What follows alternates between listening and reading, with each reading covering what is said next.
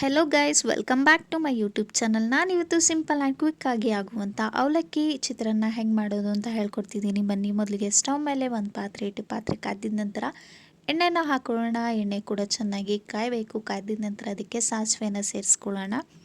ಸಾಸಿವೆ ಸಿಡ್ದಿದ ನಂತರ ನಾವು ಅದಕ್ಕೆ ಕಡಲೆ ಬೀಜನ ಸೇರಿಸ್ಕೊಳ್ಳೋಣ. ಕಡಲೆ ಬೀಜ ಕೂಡ ಏನಿದೆ ಅದು ಎಣ್ಣೆಲಿ ಚೆನ್ನಾಗಿ ಫ್ರೈ ಆಗಬೇಕು. ಸೊ ನಾವು ಇಲ್ಲಿ ಕಡಲೆ ಬೀಜ ಮೊದಲಿಗೆ ಸೇರಿಸ್ಕೊಳ್ಳೋಣ. ನಂತರ 2 ನಿಮಿಷ ಬಿಟ್ಟು ಅದಕ್ಕೆ ನಾವು ಕಡಲೆಬೇಳೆ ಕೂಡ ಆ್ಯಡ್ ಮಾಡ್ಕೊಳ್ಳೋಣ.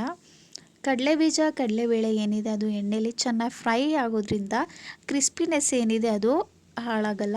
ಸೊ ಇದ್ರ ಜೊತೆಗೆ ನಾವು ಹಸಿರುಮೆಣ್ಸಿಕಾಯಿ ಏನಿದೆ ಅದನ್ನು ಕೂಡ ಸೇರಿಸ್ಕೊಳ್ಳೋಣ. ಹಸಿರುಮೆಣ್ಸಿಕಾಯಿ ಎಣ್ಣೆಲಿ ಫ್ರೈ ಆಗೋದ್ರಿಂದ ಅದರಲ್ಲಿರುವ ಖಾರ ಅಂಶ ಏನಿದೆ ಅದು ಕಡಿಮೆ ಆಗುತ್ತೆ ಆ್ಯಂಡ್ ಗ್ಯಾಸ್ಟ್ರಿಕ್ ಕೂಡ ಬರೋದಿಲ್ಲ. ಸೊ ಮೂರೂ ಕೂಡ ಚೆನ್ನಾಗಿ ಎಣ್ಣೆಲಿ ಬಾಡಿಸ್ಕೋಬೇಕು. ಅಂಟಿಲ್ ಗೋಲ್ಡನ್ ಬ್ರೌನ್ ಕಲರ್ ಬರೋವರೆಗೂ ಚೆನ್ನಾಗಿ ಬಾಡಿಸ್ಕೊಂಡಿದ ನಂತರ ಮೊದಲೇ ಕಟ್ ಮಾಡಿರುವ ಒಂದು ಸಣ್ಣ ಈರುಳ್ಳಿನ ಸೇರಿಸ್ಕೋಬೇಕಾಗುತ್ತೆ.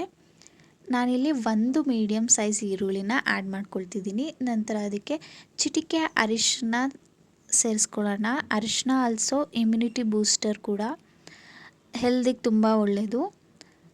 ಸೊ ಅರಿಶಿನ ಸೇರಿಸ್ಕೊಂಡು ರುಚಿಗೆ ತಕ್ಕಷ್ಟು ಉಪ್ಪನ್ನ ಸೇರಿಸ್ಕೊಳ್ತಿದ್ದೀನಿ.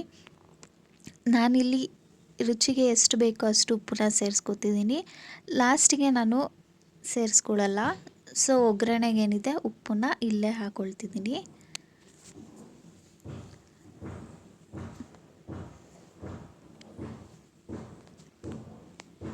ಉಪ್ಪನ್ನ ಹಾಕೋದ್ರಿಂದ ಈರುಳ್ಳಿ ಏನಿದೆ ಅದು ಬೇಗ ಫ್ರೈ ಆಗುತ್ತೆ.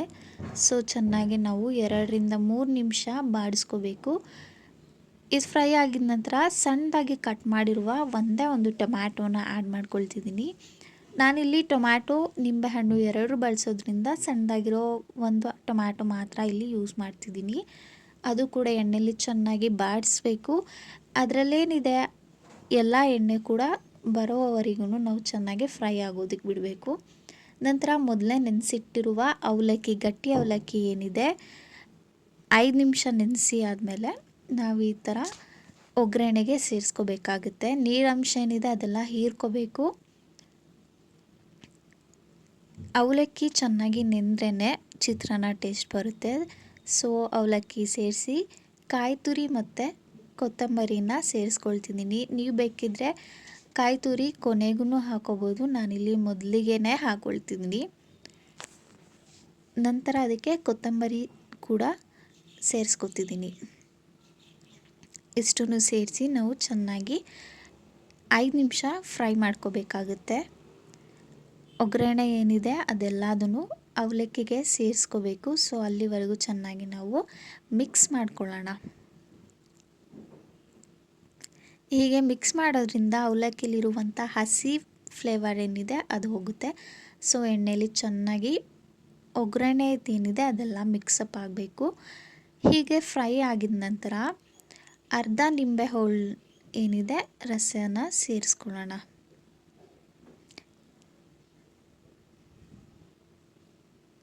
ನಿಂಬೆಹಣ್ಣನ್ನು ಸೇರಿಸಿ ಚೆನ್ನಾಗಿ 2 ನಿಮಿಷ ಫ್ರೈ ಮಾಡಿ ಆದಮೇಲೆ ಲಿಡ್ ಕ್ಲೋಸ್ ಮಾಡ್ಕೊಬೋದು. ನಾನೀಗ ಇದೇ ಥರ ಹುರ್ಕೊಂಡಾದ್ಮೇಲೆ ಗ್ಯಾಸ್ ಸ್ಟವ್ ಆಫ್ ಮಾಡ್ತಿದ್ದೀನಿ. So tasty and healthy poha ready ಆಗುತ್ತೆ. ನೀವು ಸರ್ವ್ ಮಾಡಬಹುದು. ಆ್ಯಂಡ್ ಮನೇಲಿ ಒಂದು ಸಾರಿ ಟ್ರೈ ಮಾಡಿ ಹೇಗಿದೆ ಅಂತ ನನಗೆ ಕಮೆಂಟ್ ಸೆಕ್ಷನಲ್ಲಿ ಕಮೆಂಟ್ ಮಾಡಿ. ತುಂಬ ಈಸಿಯಾಗಿ ಕ್ವಿಕ್ಕಾಗಿ ಆಗುವಂಥ ರೆಸಿಪಿ. ಡಯಟ್ ಮಾಡೋರಿಗೆ ತುಂಬ ಹೆಲ್ದಿ ಫುಡ್ ಇದು. ಸೊ ಮನೇಲಿ ಒಂದು ಸಾರಿ ಟ್ರೈ ಮಾಡಿ. Thank you for watching Darsh kitchen. Don't forget to subscribe my channel.